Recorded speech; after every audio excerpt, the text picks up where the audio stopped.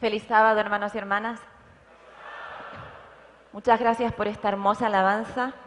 Realmente, desde anoche estoy muy impresionada por el talento que hay aquí en Venezuela, desde el equipo de alabanza con todos esos instrumentos acústicos, eléctricos, mandolina, armónica, todo tan bien integrado. Esas hermosas voces, el coro Adonai, que fue algo espectacular. Yo le decía al director de coro, te has aprendido 1 hora de música de memoria, todas esas entradas, no es fácil. Los solistas, que yo pensaba que eran súper profesionales, luego hablando con algunos me dijeron, bueno, tenemos nuestra profesión y cantamos. Digo, no, no puede ser. Realmente la calidad estupenda de esas voces. Y luego la niña que pasó, digo, bueno, algo simpático, una niña cantando. Cuando escucho esa voz, digo, ¿de dónde sale esta voz?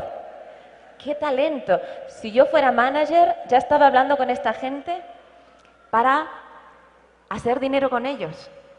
Pero nosotros somos adoradores, como ha dicho el pastor Carballo.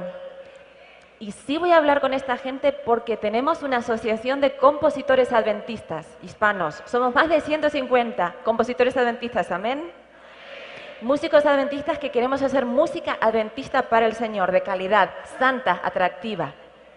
Así que creo que en Venezuela, por lo que llevo viendo y escuchando, hay un talento impresionante que no se puede quedar allí. Tenemos que hacer algo al respecto. Amén. Y antes de comenzar, yo tengo un defectillo y es que soy profesora y cuando veo a mis alumnos que están un poquito dispersos, les hago mover un poco. Así que si no os importa, poneros de pie y vamos a mover el cuello un poco, relajar los hombros. Muy bien, respiramos profundo. Bien, de acuerdo. Ya está, podéis volver a sentaros. Fue cortito, pero así nos desentumecemos un poco.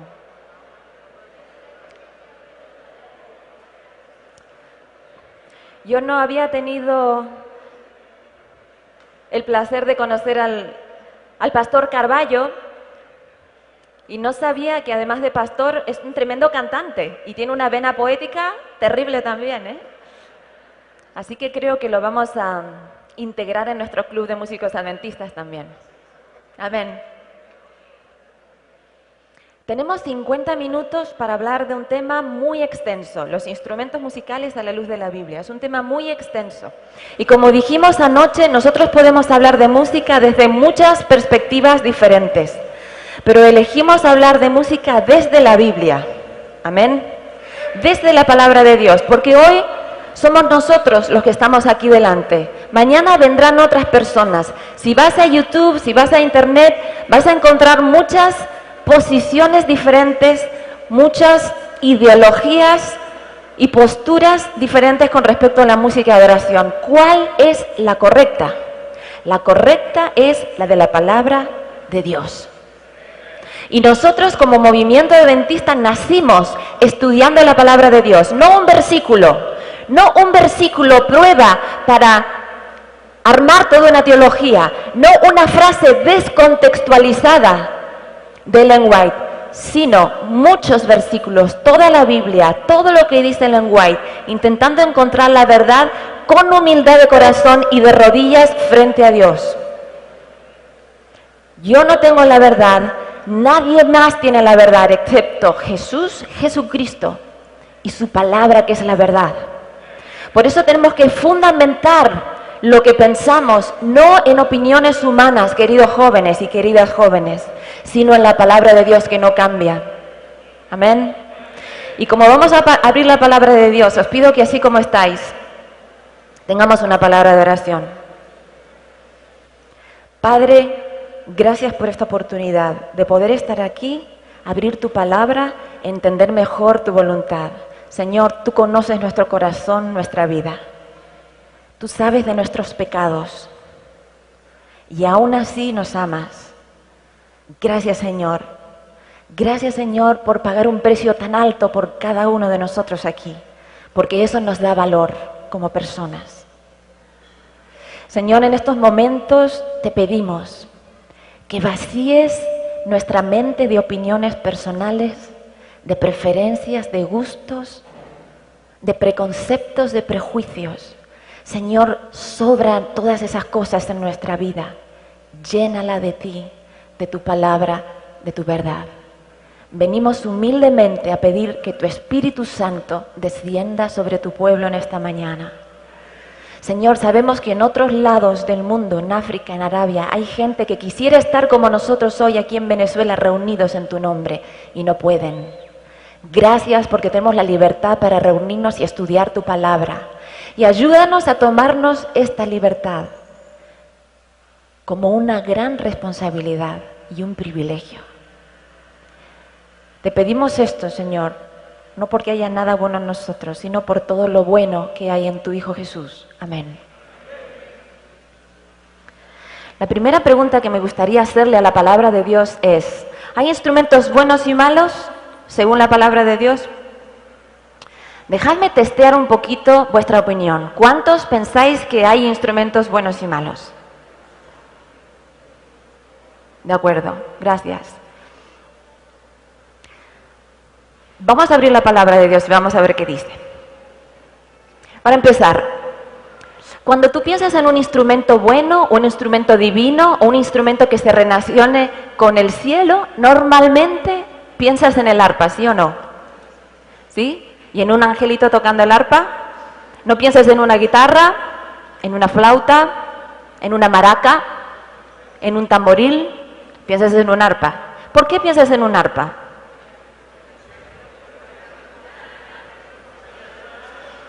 Porque la Biblia habla de arpas en el cielo, muy bien. Y alguien allí dijo, las pinturas. Es verdad, ¿tú has visto alguna vez un ángel moreno tocando un arpa?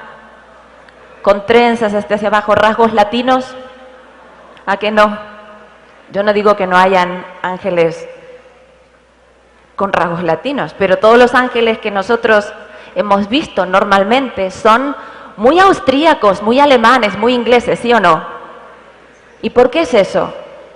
Porque los pintores que pintaban ángeles en el barroco, en el clasicismo, en el romanticismo, son de esas culturas. Aunque hay un mexicano que dice, pintor, píntame angelitos negros, ¿no? Pero en general tenemos imágenes que asociamos a la Biblia, pero que en realidad vienen de nuestra cultura. Y me gustaría que pensemos un poco en eso, reflexionemos un poco en eso. El arpa se considera durante mucho tiempo y por muchos cristianos un instrumento divino o un instrumento santo, un instrumento bueno. ¿Por qué? Si vamos al Apocalipsis 15:2, vi también como un mar de vidrio mezclado con fuego, y a los que habían alcanzado la victoria sobre la bestia y su imagen y su marca y el número de su nombre, en pie sobre el mar de vidrio con las arpas, ¿de quién? De Dios. Entonces este versículo se puede entender como, ¿ves? Las arpas son de Dios, las arpas son divinas, las arpas son buenas. Además, las arpas se encuentran en el templo de David. Por lo tanto, tienen que ser buenas. Vamos a seguir abriendo la palabra de Dios y ahora os invito a buscar Isaías 23:15-16. Toma un arpa y camina por la calle, ramera olvidada. Entona una dulce melodía y canta tus canciones para que te vuelvan a recordar. Ha perdido 10 puntos aquí el arpa, ¿verdad? De repente, de estar siendo tocada por ángeles, las arpas de Dios, ahora las arpas están siendo tocadas por una prostituta. ¿Por qué? Bien, cuando vamos al origen del arpa, y esto no me lo invento yo, esto vamos a un libro de historia de los instrumentos, que muchos de vosotros yo sé que los habéis leído. La historia del origen del arpa se remonta a Egipto. Las arpas o quinor en Egipto eran usadas sobre todo por las sacerdotisas, las prostitutas sagradas, que seducían a los hombres tocando el arpa. Vaya origen el del arpa. No sé si hay un instrumento que puede tener un origen más cuestionable, más negativo que el arpa. Ese es el origen del arpa, aquí en la tierra. Entonces, hay gente que le da el valor al instrumento dependiendo del origen. Pregunto, ¿bíblicamente es correcto eso? No es correcto, ¿por qué? Porque si el arpa tiene este origen que es tan pecaminoso, tan asociado con una cultura egipcia, que es bíblicamente el símbolo de paganismo, ¿sí o no? Cuando estudiamos la profecía, Egipto, ¿qué simboliza? La idolatría, el paganismo. Pues así es como se origina el arpa aquí en la tierra. Y está muy asociada a la prostitución sagrada. Sin embargo, el arpa, originada en Egipto, entra al templo de Israel.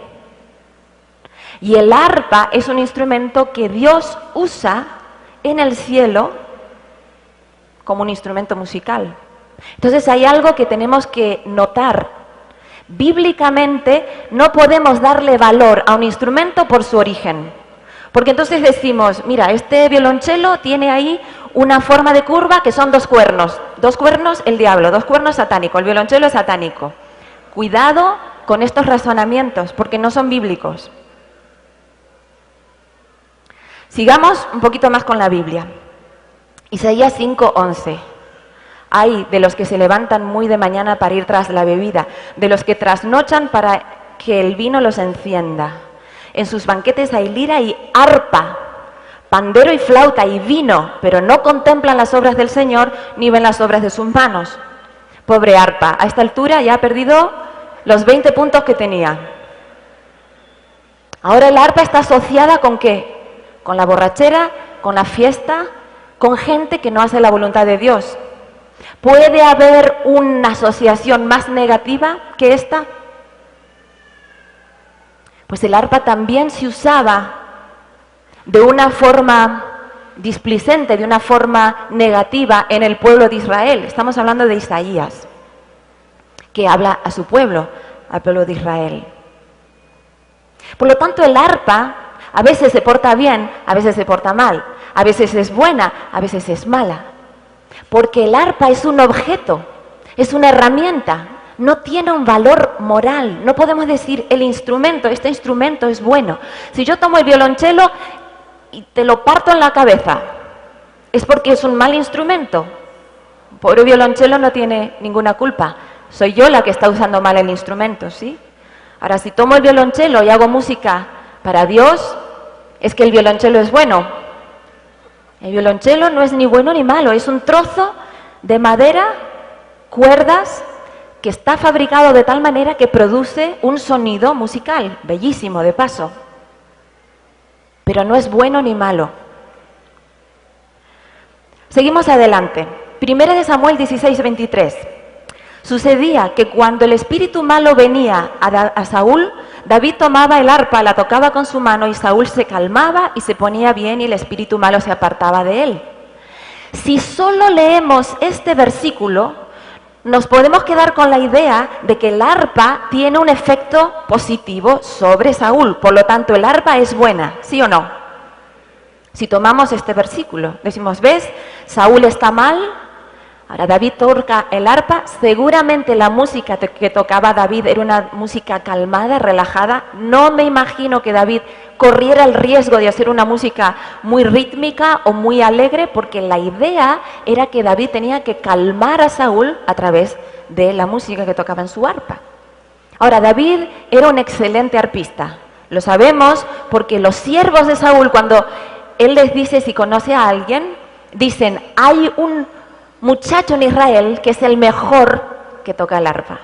David había pasado muchas horas aprendiendo este instrumento y David se caracteriza por hacer bien lo que él hace. En Salmos 33 dice, tañed con júbilo y tañed bien. Es decir, cuando tocáis un instrumento, hacedlo con alegría y hacedlo bien. No solamente hacedlo con alegría, con una actitud positiva de alabanza, sino que técnicamente hazlo bien. A David le importa la calidad porque él es un músico excelente, el músico más excelente de toda la Biblia. Es compositor, es poeta, hace instrumentos, toca instrumentos, dirige coros, sistematiza el tiempo. Tremendo músico David. Y ahí está David tocando su arpa, una música tranquila para relajar a Saúl, Y funciona. Pero ahora nos vamos 2 capítulos más adelante. 1 Samuel 18, 10 y 11. Aconteció al día siguiente que un espíritu malo se apoderó de Saúl y éste deliraba en medio de la casa mientras David tocaba el arpa con su mano como de costumbre. Como de costumbre. No es que ese día David dijo, déjame probar con una guitarra eléctrica. O no es que ese día David dijo, voy a tocar una canción súper rítmica, con síncopa. No, no se trata de eso. Estaba tocando como de costumbre, música para tranquilizar a Saúl. ¿Y qué pasó? Saúl tenía la lanza en la mano, le arrojó la lanza a David, pues se dijo, clavaré a David en la pared. Pero David lo evadió 2 veces, no una, sino 2 veces. 2 veces Saúl intenta matar a David. ¿Qué nos quiere decir la palabra de Dios con esto?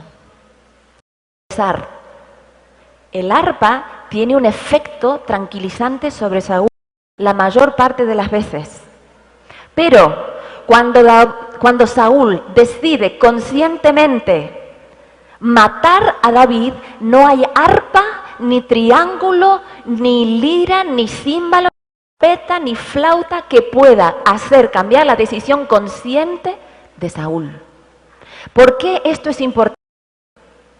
Porque a veces le adjudicamos poderes mágicos a los instrumentos.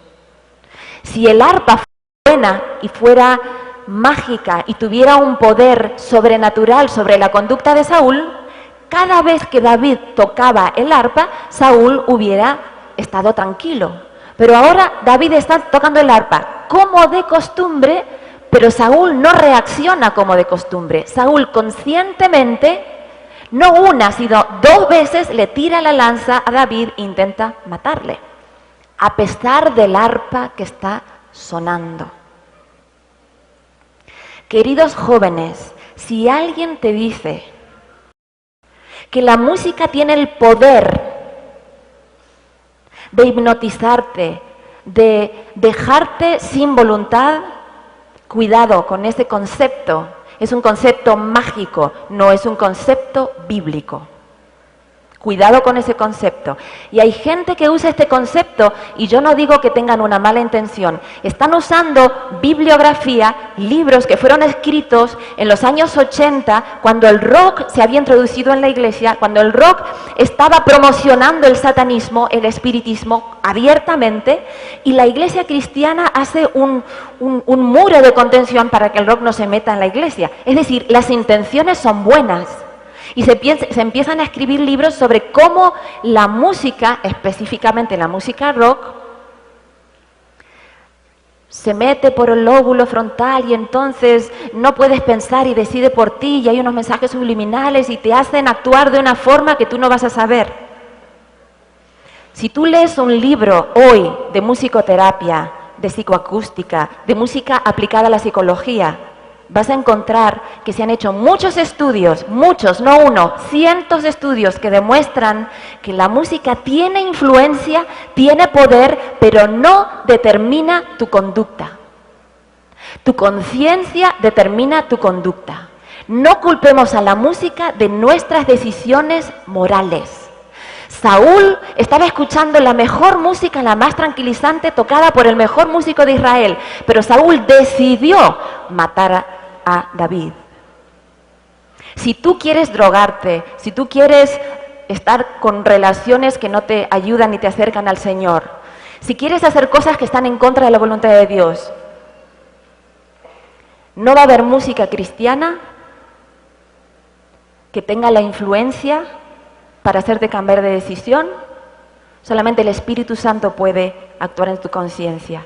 Y por el otro lado, si tú estás en un sitio donde se escucha una música que tiene valores anticristianos, que es grosera, que está en contra de la voluntad de Dios, y tú oras y tú encomiendas tu vida a Dios, no te vas a desviar del camino que Dios tiene para ti, porque la música no tiene ese poder. Ese poder lo tiene solamente el Espíritu Santo de decidir, de influir en tu conciencia. La música influye hasta cierto punto, pero no te hace decidir moralmente. Esto es importante. Esto es importante porque muchas veces culpamos a la música de decisiones que solamente tomamos conscientemente. Y tenemos que pedirle al Espíritu Santo que nos ayude a escuchar la mejor música, que nos eleve y que nos acerque a Dios. Amén. Pero no culpemos a la música de nuestras decisiones.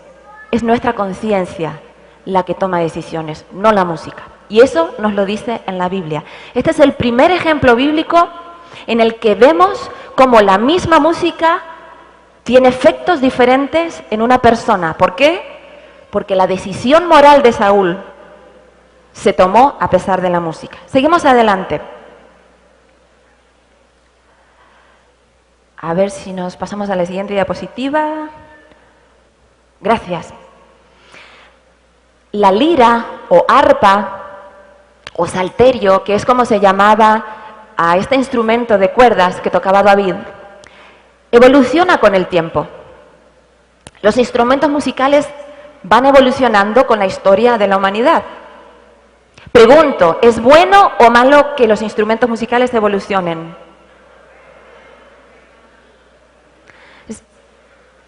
No podemos decir que porque David haya usado una lira o un arpa o una cítara, que son más o menos el mismo instrumento, la idea es cuerdas tensadas con una caja de resonancia, ¿verdad? No podemos decir que porque él haya usado esos instrumentos en el templo, ahora tenemos que usar los mismos instrumentos. Es como decir, porque David usaba un efod de lino, ahora nosotros tenemos que usar un efod de lino. Porque David iba en caballo, ahora tenemos que venir a la iglesia en caballo. No, David iba en caballo y nosotros venimos a la iglesia en carro o en autobús o en bicicleta. Pero yo no he visto ningún burro ni ningún caballo estacionado frente al auditorio hoy. Y no creo que sea pecado. ¿Por qué? Porque el sistema de transporte ha evolucionado. Y aquí tenemos cámaras y tenemos teclados eléctricos y tenemos un sonido de amplificación y tenemos computadoras y nadie está pecando porque estemos usando instrumentos de la tecnología del siglo XXI, ¿sí o no? Lo mismo pasa con los instrumentos. Los instrumentos han evolucionado. Estábamos antes hablando del violonchelo. El violonchelo en realidad es la evolución de la lira y la cítara. Todos los instrumentos de cuerda surgen de los primeros instrumentos de cuerda, que son la lira, el arpa, decacordio, salterio. Evolucionan. Entonces, ahí tenemos, si podemos verlo en la pantalla, gracias, una lira, una cítara, y eso evoluciona en el tercer instrumento, que es una mandolina o una vihuela, si vas a Italia o si vas a España, un laúd si vas a Francia, una balalaika si vas a Rusia, un banjo si vas a Estados Unidos, un cuatro si vas a Puerto Rico. Es el mismo instrumento, pero evoluciona diferente en diferentes países, en diferentes culturas. Y la guitarra árabe, que los españoles dicen que es española, con todo mi respeto y mi amor por los españoles, la guitarra es árabe, lo que pasa es que los españoles vienen a Caracas y fundan Caracas en el centro de Caracas, ¿verdad? Pues hacen lo mismo con la guitarra árabe, ahora es española, porque nosotros la descubrimos, pero en realidad es árabe. Tenía que decirlo. Un saludo a mis amigos de España que están viendo por la internet, a mi familia, a mi suegra, a toda la gente que nos queremos tanto de España.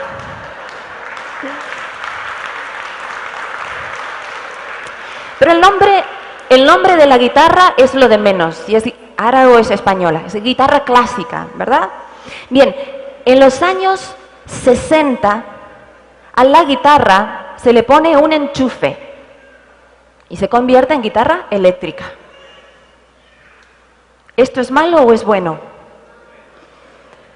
Bueno, yo pregunto, ¿se convierte una herramienta en mala porque tenga un enchufe? No, ¿verdad? Porque si no tendríamos que desconectar las cámaras o la gente que tala árboles tendría que volver al hacha en vez de a la sierra eléctrica, en fin. El enchufe no convierte a una herramienta en mala o satánica.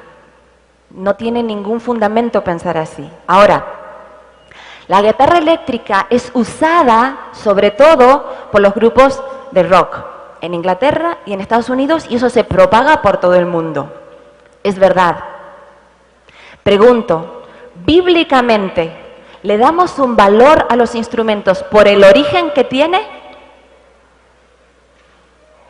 Hemos dicho que no, porque el arpa tiene un origen totalmente negativo, sin embargo se usa en el templo de David. La guitarra eléctrica tiene un origen muy cuestionable. Se usa para propagar un mensaje anticristiano en los años 60. Era impensable que una guitarra eléctrica estuviera en una iglesia cristiana. Y fue bueno que no estuviera, porque se asociaba muchísimo a el rock y a un mensaje anticristiano. Los años 60, 70, 80, 90. En 30 años la música evoluciona mucho, los instrumentos también. La guitarra eléctrica, el bajo eléctrico, la batería, el teclado ya dejan de ser un patrimonio de la música pop y de la música rock y se empiezan a fusionar con otros estilos. Incluso llegan a la música clásica.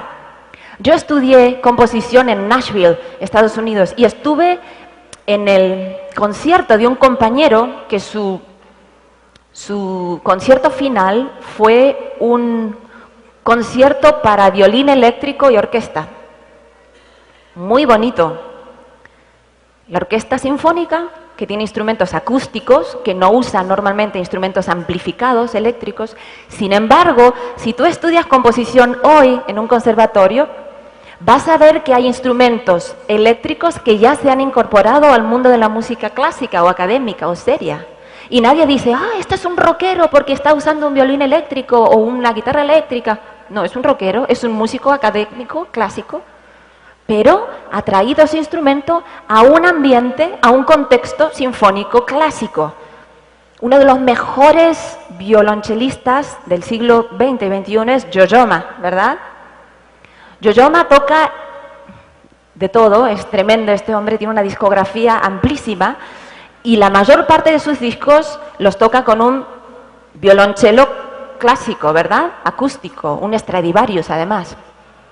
Pero tiene un CD en el que toca música con un violonchelo eléctrico. Y nadie dice, uy, Yo-Yo Ma se ha hecho rockero. No, sigue siendo un gran violonchelista clásico, académico, pero usa un instrumento amplificado. Ahora, hay gente que dice, sí, pero todavía está asociado al rock.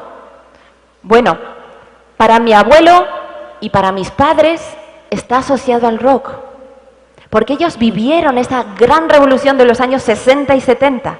Para mí, para mis hijos, no está asociado, no tiene ninguna asociación. Está asociado, vinculado a la música celta, a la música clásica, a la música religiosa. ¿Me explico? Dejadme daros un ejemplo. Hace algunos meses estuve en México, en una iglesia, estábamos hablando de los instrumentos, y un señor, al final de la charla, me dijo, mire, en esta iglesia, en esta congregación, no se toca la trompeta. Y digo, ¿por qué no se toca la trompeta? Me dice, porque yo de pequeño, bueno, de adolescente, de joven, pues viví una vida en la cantina, y para mí la trompeta está muy asociada con la borrachera, con las mujeres, con una vida totalmente alejada de la voluntad de Dios. Entonces yo escucho la trompeta y enseguida en mi mente se recrean esas imágenes de pecado y no puedo alabar a Dios con una trompeta porque en mi mente están esas imágenes. Y yo le dije con todo cariño y mi respeto por su experiencia, y cuando el Señor venga con voz de trompeta, ¿qué va a hacer usted? Le va a decir, no señor, la trompeta no, usa otro instrumento, que en mi mente vienen estas imágenes. Mirad, los que hemos nacido en Cristo, para los que hemos nacido en Cristo, las cosas viejas pasaron. Somos nuevas criaturas en Dios.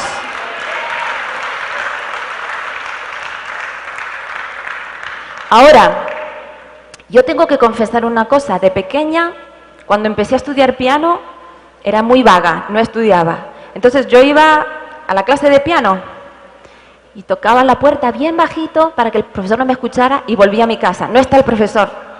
Mi madre me tomaba de la oreja y me llevaba a la clase de piano. Y el profesor se enfadaba conmigo porque yo no estudiaba, me pegaba fuerte. Entonces yo desarrollé un trauma y llegó un momento en el que tenía pesadillas y era horrible, así que dejé de estudiar piano. Cuando entraba a la iglesia los sábados, mi profesor era el pianista. Entonces yo entraba y escuchaba a este hombre tocar el piano y me entraba una sensación de angustia, pero terrible, ¿eh? Hasta ahora lo recuerdo y me entra un poquito de angustia. Pero gracias a Dios, después de 1 o 2 años, vino una profesora de piano, muy cariñosa, y empecé a estudiar piano otra vez con ella, y empecé a amar el piano, nunca más dejé de estudiar.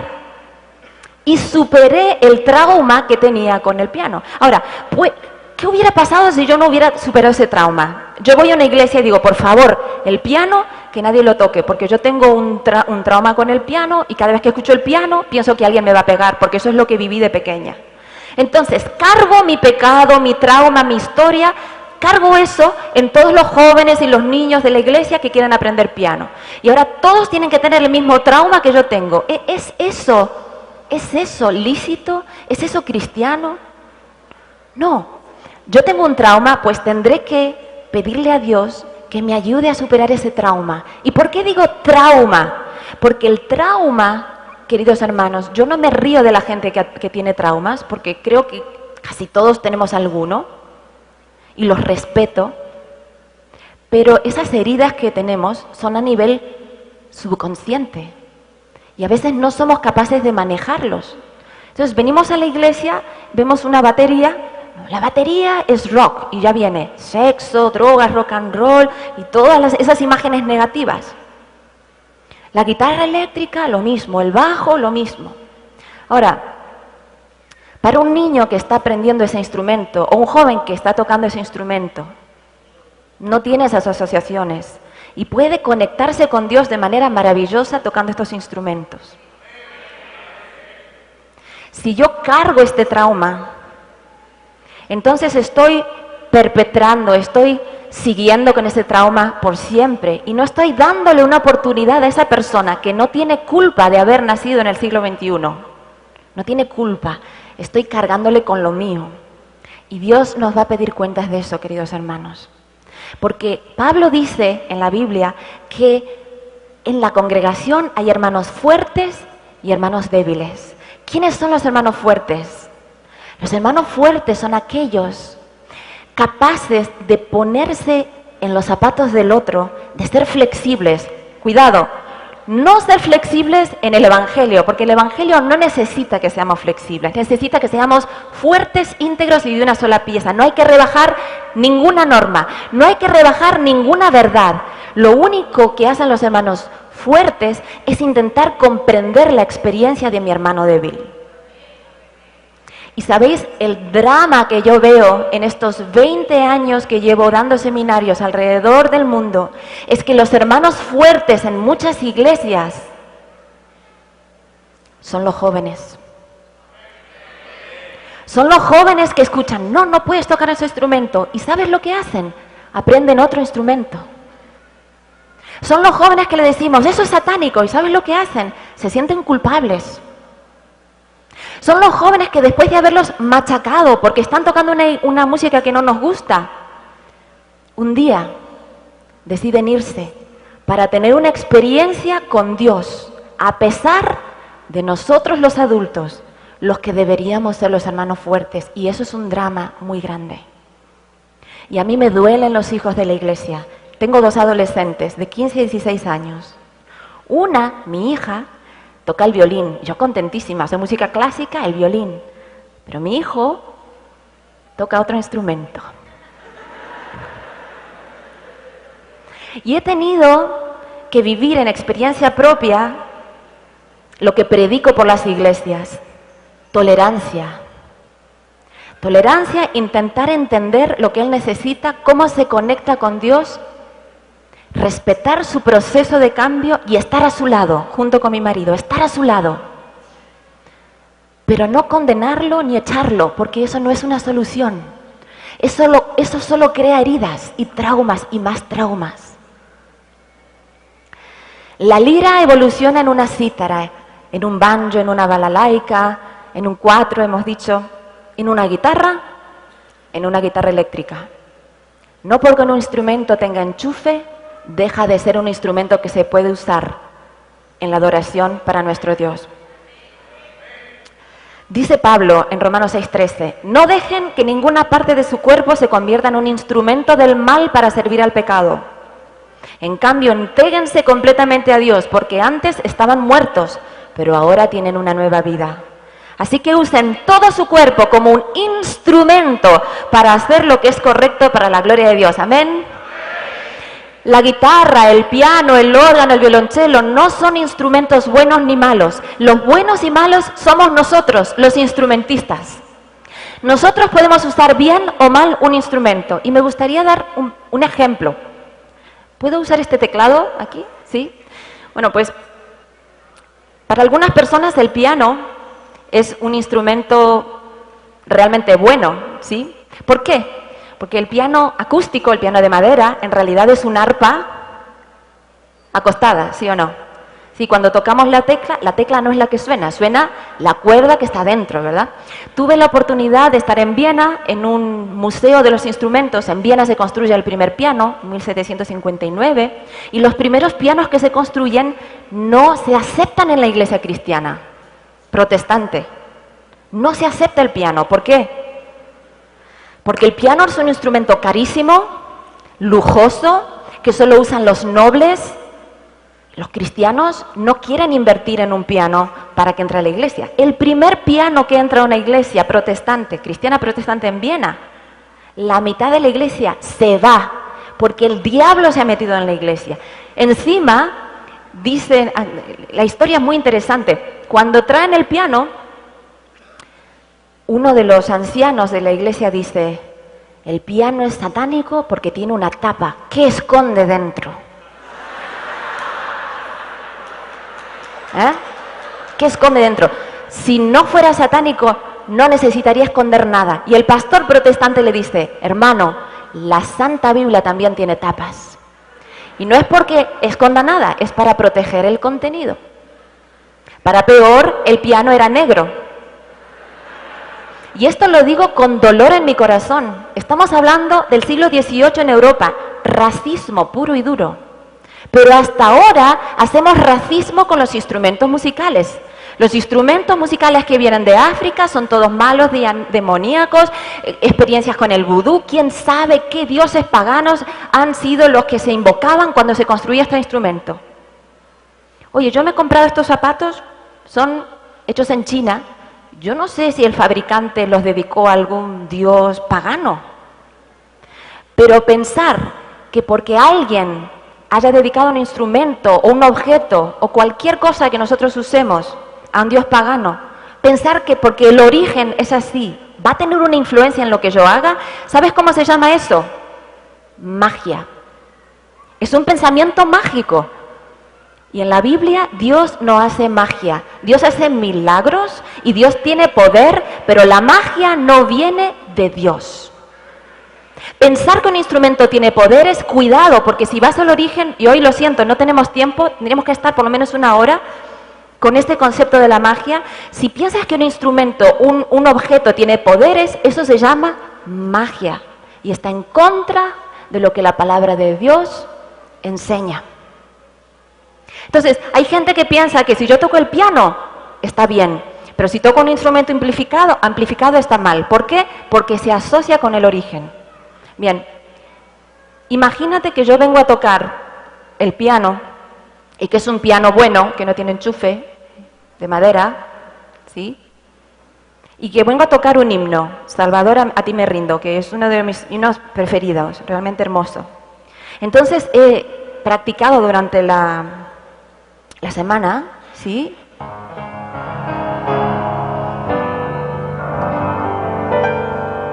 Y doy un pequeño espectáculo de acordes, ¿sí?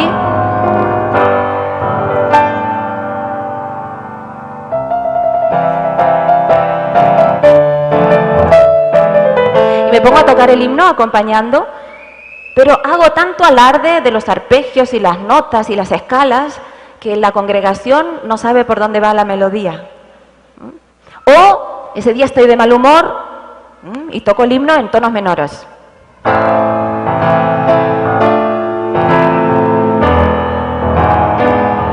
¿Sí? Tétrico.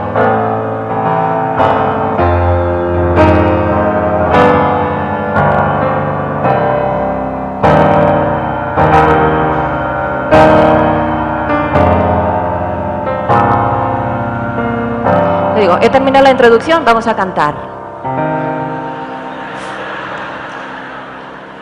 Pero es un himno bueno, es un instrumento bueno, pero no estoy tocando con un espíritu de adoración. ¿Por qué? Porque estoy centrando mi acompañamiento instrumental ¿en qué? En cómo yo me siento. ¿Sí? Otro día vengo contenta.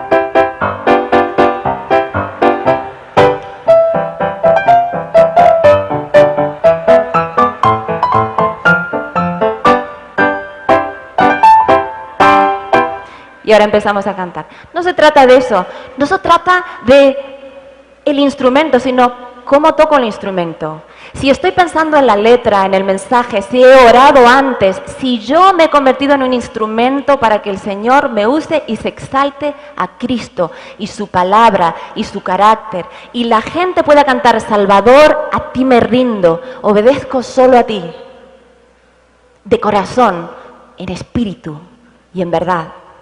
Si la fórmula para la adoración correcta fuera qué himno canto y qué instrumento, voy a decir algo que quizás suene fuerte, no quiero ofender a nadie, pero que siento que es la verdad. Si la fórmula fuera externa, entonces lo que estoy abogando es justificación por las obras. ¿Me explico?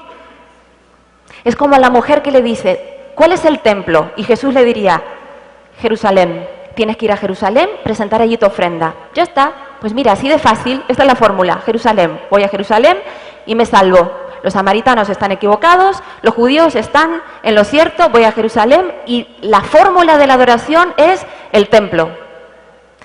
Así es como piensan algunos. ¿Cuál es la fórmula? Dame la fórmula. No quiero pensar, no tengo que orar, que humillarme delante de Dios, pedirle respuestas. Dame la fórmula, la lista. ¿Cuál es la lista? Mira, estos son los instrumentos buenos, piano, órgano y cualquier instrumento no amplificado.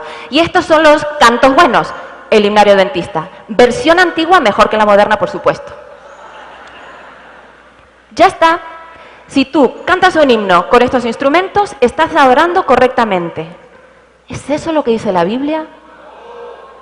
No es eso lo que dice la Biblia. La Biblia dice, ¿podemos poner, por favor, equipo de media, Isaías 1?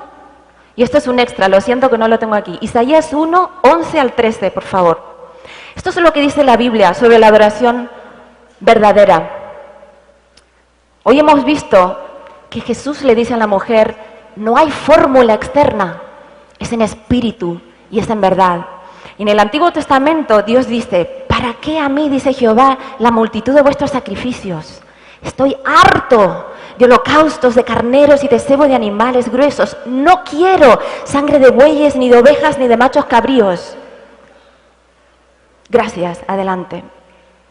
¿Podemos ir con el segundo? ¿Con el 13? ¿Con el 12? ¿Quién demandó esto de vuestras manos cuando vinieseis a presentaros delante de mí para hollar mis atrios? Siguiente, gracias. No me traigáis más vano presente, el perfume me es abominación.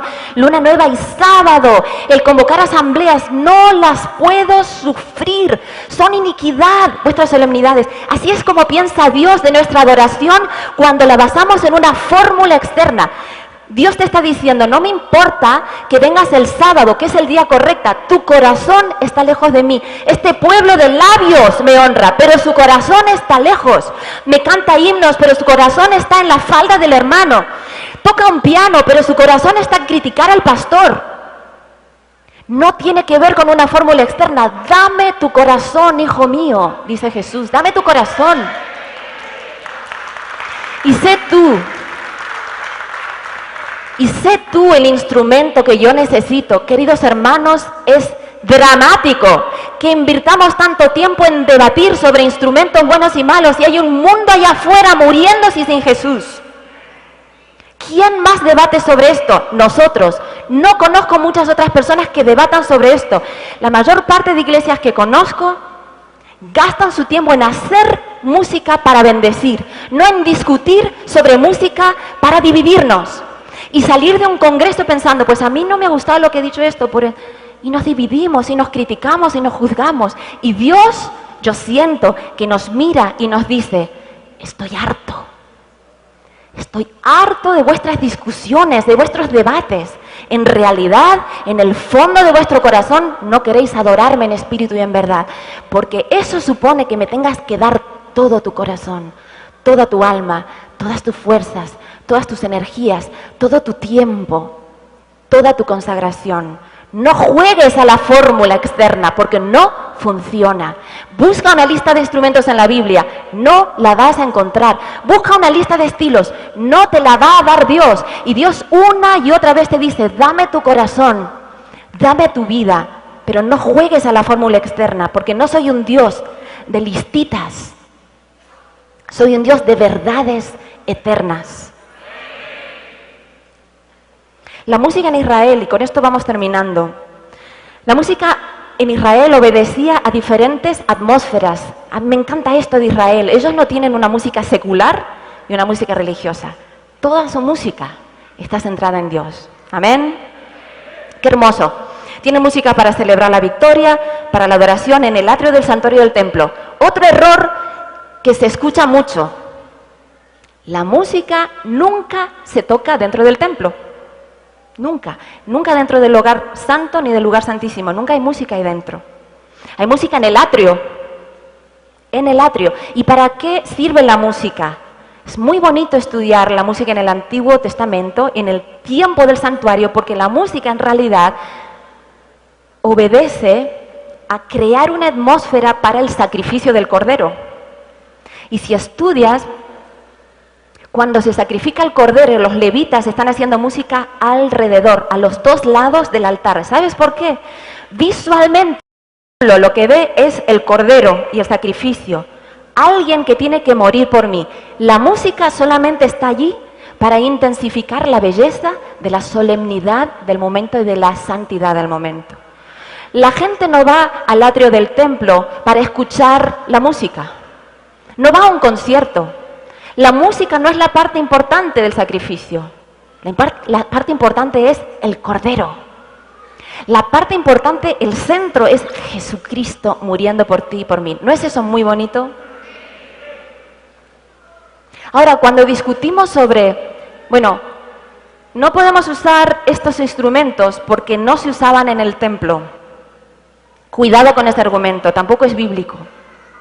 Porque si fuera un mandato bíblico que hagamos las cosas como se hacían en el templo de David, entonces tendríamos que hacer todo como se hacía en el templo de David, ¿sí o no?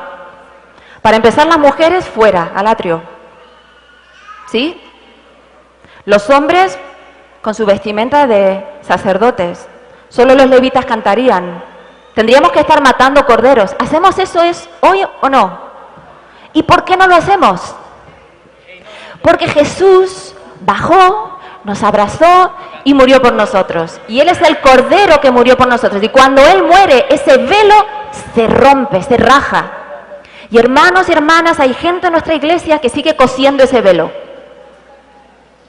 Hay que hacer las cosas como en el Antiguo Testamento. Pero ¿quién ha dicho eso?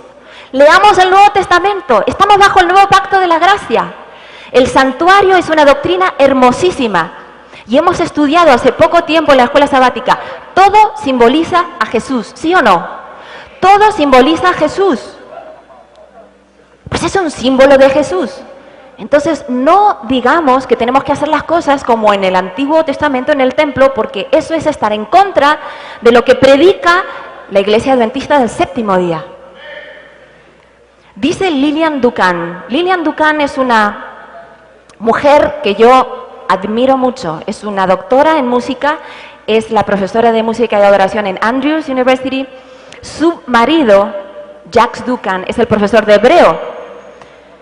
Ellos han vivido en Israel mucho tiempo, hablan hebreo perfectamente, hablan 5, 6 idiomas en total. Y esta mujer, yo creo que es la autoridad máxima que tenemos en la Iglesia Adventista a nivel de investigación en música. Es tremendo la luz que ella ha arrojado sobre este tema. Y ella explica lo que estamos hablando de la siguiente manera. Si hoy alguien quiere argumentar que la batería debería ser excluida de la Iglesia, en base a las prácticas bíblicas del templo, entonces también tendríamos que excluir a las mujeres de nuestros servicios de iglesia y con el mismo criterio, como las flautas no se usaban en el templo, tampoco podríamos usar el órgano en nuestras iglesias porque el órgano es una serie de flautas. Pero nadie nos ha pedido, Dios no nos ha pedido que sigamos repitiendo la misma música del templo. Nos ha pedido que le cantemos un canto nuevo, un canto fresco que nazca de la experiencia que tenemos con Dios. Y terminando, me gustaría hacer un ejercicio con vosotros. Y esta vez os voy a pedir otra vez que os pongáis de pie durante un minutito. Yo voy a decir la primera frase del Salmo 150 y os invito a que digáis con fuerza, como hacían en el pueblo de Israel, la segunda parte. Alabad a Dios en su santuario. Alabadle por sus hechos poderosos. Alabadle con sonido de trompeta. Alabadle con pandero y danza. Alabadle con címbales sonoros. Todo lo que respira, alabe al Señor. Amén. Gracias. Podemos ponernos en nuestras sillas otra vez. No sabemos cómo sonaba la música en Israel, pero la letra, hermanos, qué letra maravillosa. El último salmo de la Biblia, David llega un momento en que dice, no solamente tú, ni yo, ni el pueblo de Israel, ni los seres humanos, todo lo que respira alaba a Jehová, con todos los instrumentos musicales, porque Dios es digno de toda la alabanza. Así como los instrumentos evolucionan, viene un nuevo desafío en la Iglesia y el pastor Carballo hoy lo ha resumido magistralmente. El nuevo desafío en la Iglesia es cómo usar los instrumentos antiguos, acústicos, pero sobre todo los amplificados. Porque a veces toda la adoración está en manos de una persona con un botón. Y ahora estoy mirando a nuestro amigo de sonido. Nos metemos mucho con la gente del sonido. No es fácil. Él te pide misericordia. Lo está haciendo muy bien hasta ahora, ¿verdad? Amén. Lo animamos a nuestro hermano del sonido. Lo está haciendo súper bien. Pero a veces toda la adoración está en manos de una persona con un botón. Y como suban los bajos y como suba la percusión, se nos fue la adoración de las manos, ¿sí o no? O como suban los instrumentos y no se escuche la letra de la canción, se perdió el mensaje.